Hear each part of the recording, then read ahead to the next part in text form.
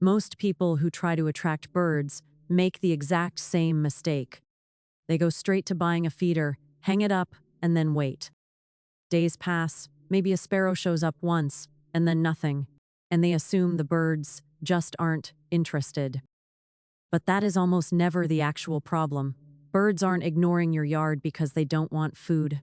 They avoid it because something else is missing, and they won't risk coming in until it actually feels safe. I'm the host of Backyard Bird Signals, and over the years of observing and testing in a suburban backyard habitat, not a nature reserve, just an ordinary yard, I have documented over 60 species showing up consistently. The difference wasn't luck. It came down to understanding. Understanding how birds actually evaluate a habitat before they commit to it. Today, I'm going to walk you through 5 habitat signals. Signals that birds are completely hardwired to look for, and how to activate each one fast, most in under a minute. Signal 1. The right food, placed the right way. Here is the angle most beginners completely miss. It is not just what you put out, it is whether that food signals safety and reliability to the bird's nervous system. Research from the Cornell Lab of Ornithology confirms this. Birds learn feeder locations through observation of other birds, not just smell or random chance. Your first job is to give early scout birds a reason to stick around, long enough for all the others to notice. Black oil sunflower seeds are the highest return investment you can make. They attract the broadest spectrum of species: finches, chickadees, nuthatches, and cardinals. Unlike mixed bags full of millet filler, almost nothing goes to waste. If you want to get started in literally under 60 seconds, a preformed seed bell hung from a branch works fine. One important caveat that doesn't get mentioned enough: never use gelatin-based seed shapes in warm weather. They melt into a sticky, fermented mass that makes birds sick. In summer, swap to a dry tube feeder or a platform. For hummingbirds specifically, the feeder design matters more than you realize. Always prioritize a wide mouth bottle you can actually reach inside to scrub. Mold grows in nectar within 48 hours in hot weather, and a sick hummingbird simply won't return. Make your own nectar, 4 parts water to 1 part white sugar, and skip the red dye entirely. One viewer switched from a narrow neck bottle to a wide mouth jar. She went from 2 hummingbird visits a week to daily traffic, all within a span of 10 days. And for the budget conscious, use plain dry oats, not instant, not flavored, scattered on a flat surface or platform feeder. They pull in a surprising number of ground feeding species. It is one of the most underrated attractants out there. Signal 2, moving water. This one is non-negotiable. If you could only do one thing on this list, make it water. Study after study on urban bird populations confirms it. Habitat shows this. A reliable, visible water source completely outperforms food as a bird magnet, especially during summer heat and winter freezes. The reason is simple. Birds can find seeds in the wild, but they cannot always find clean, shallow, accessible water. The key word here is moving. Static water gets ignored faster than dripping or rippling water. Because birds detect movement visually and acoustically, the cheapest solution is a recycled plastic bottle. With a pinhole in the cap hung above a shallow dish, the slow drip creates surface ripple and a faint sound that carries. Birds find it every single time. For cold climate setups, this matters enormously. A submersible bird bath heater is a high-impact investment. When every other water source is frozen solid, your heated bath becomes the only option for miles. Birds will come, and they will come consistently. One thing to get right on placement: don't tuck your water feature into a corner or under dense cover. Birds need clear sightlines in at least 2 directions, so they can spot a cat or a hawk while they're drinking. If you're dealing with neighborhood cats, listen closely.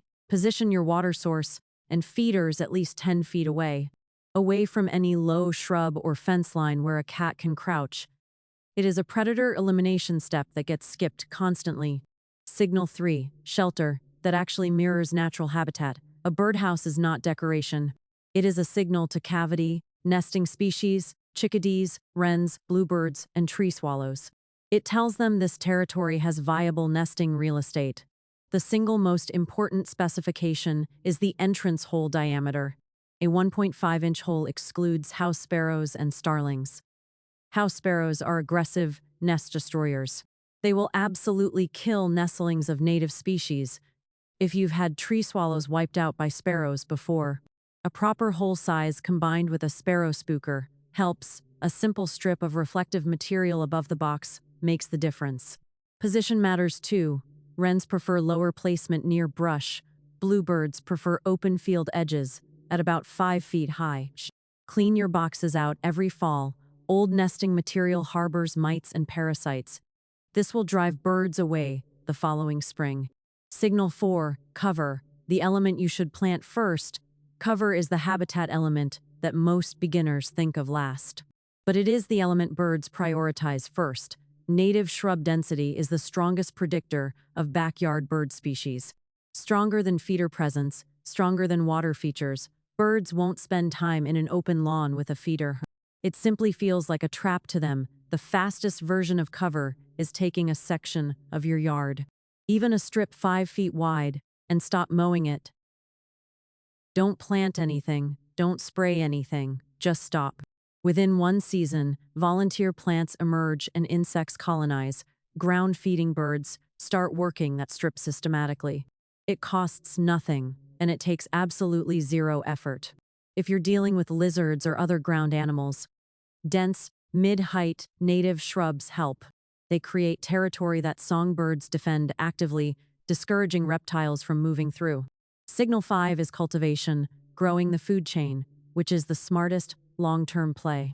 It isn't buying more seed, it is building the native plant layer, a layer that produces seeds, berries, and insect habitat year after year without any input. Native plants are adapted to your local rainfall and soil, and that coevolution works. A native serviceberry will produce more feeding over a decade than any purchased seed. Start with a single square foot, scatter native wildflower seeds onto bare, sun-exposed soil.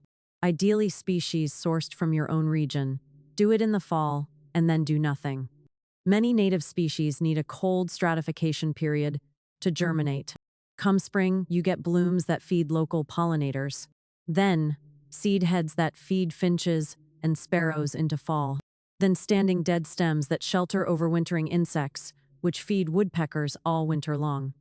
One action creates 4 seasons of bird activity. If you're in a drought-affected area, start with the most drought-tolerant natives. Black-eyed Susans, native coneflowers, or local bunch grasses work best. Focus on getting the root system established. After that, they are essentially self-sustaining. These 5 signals aren't separate projects. They're an interconnected system. You don't have to do all 5 this weekend. Pick the one that is easiest. Start there, and birds will notice faster than you expect. Drop a comment below. Which signal is your yard missing? If you found something that works, an unusual food or water setup, share it. The best ideas come from viewers through trial and error. This is Backyard Bird Signals. Subscribe and hit the bell. I'll see you in the next one.